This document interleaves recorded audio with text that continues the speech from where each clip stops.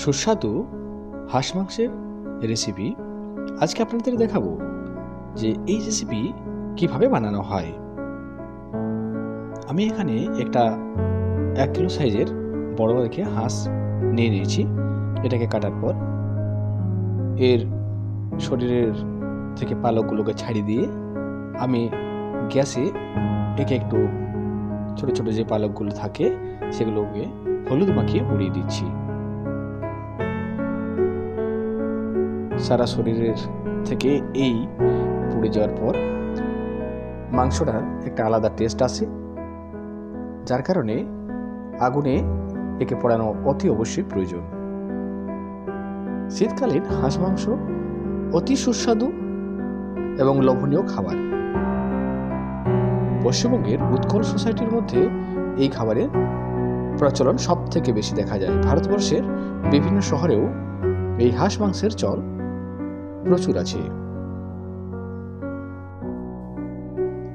এখানে হাঁসের যে গ্যাসের উপর দিয়ে আমি ছোট ছোট লোমগুলোকে পুড়িয়ে দিচ্ছি, পালকগুলোকে পুড়িয়ে দিচ্ছি, সেটা পোড়ানো সম্পূর্ণ হয়ে গেছে। এরপরে যাব মাংসের কাটিংয়ের দিকে। তো প্রথমে আমি একটা কড়াই তেল গরম করে নিই, তাতে জিরে আর ফোড়ন দিয়ে দিলাম, শুকনো লঙ্কা, সাথে দিয়ে দিচ্ছি গোটা গরম মশলার ফোড়ন। এরপরে দিয়ে দেবো পেঁয়াজ,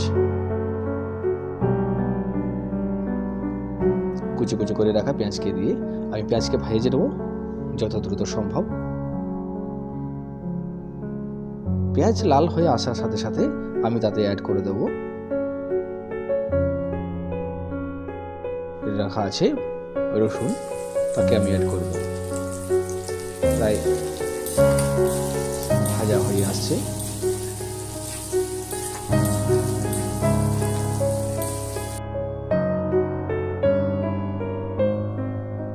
কড়াই খুব লাল লাল করে ভাজা চলছে। এরপরে আমি তাতে একটু খেয়াল রাখবেন যাতে লাল হয়ে আসার পরে আপনি পরবর্তী ক্ষেত্রে রসুন দেবেন।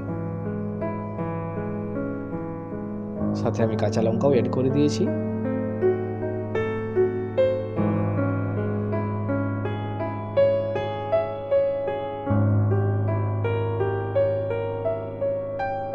পেঁয়াজ ভাজা হয়ে গেছে, এরপর দেবো রসুন। রসুনটাকেও আমি এইভাবে নাড়িয়ে নাড়িয়ে ভাজবো যাতে রসুনের কোনো কাঁচা গন্ধ না থাকে।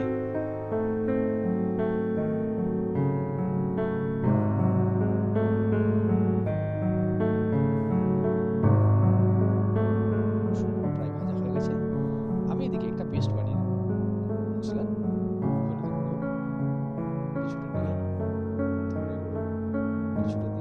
আর জিরে গুঁড়ো কিছুটা দিয়ে দেবো।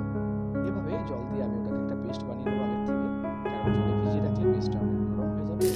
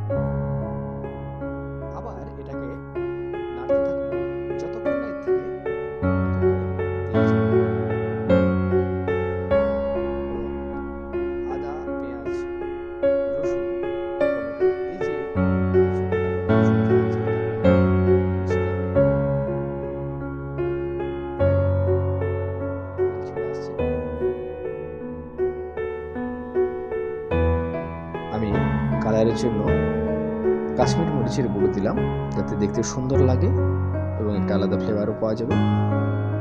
দেখতে পাচ্ছেন মশলাটা প্রায় হয়ে এসছে। এবারে আমি দেব সাথে সাথে যে মাংস রাখা আছে, কষাই প্রায় মশলা প্রায় রেডি হয়ে গেছে আমার। এবারে কেটে রাখা মাংস, যেটা পরিমাণ প্রায় 800 গ্রামের মতো, তাতে আমি অ্যাড করে দেব।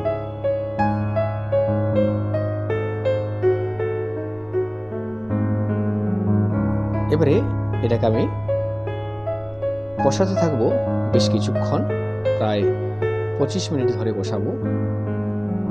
গ্যাসের আঁচটা একটু কমিয়ে দিয়ে কষাবো। কালার চলে এসছে।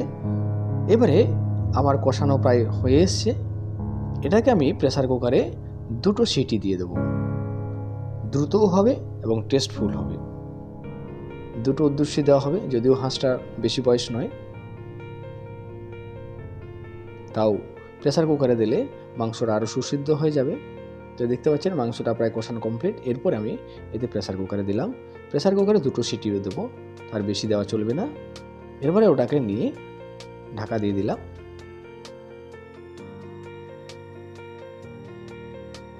গ্যাসের চুলাটাকে অন করে দিলাম।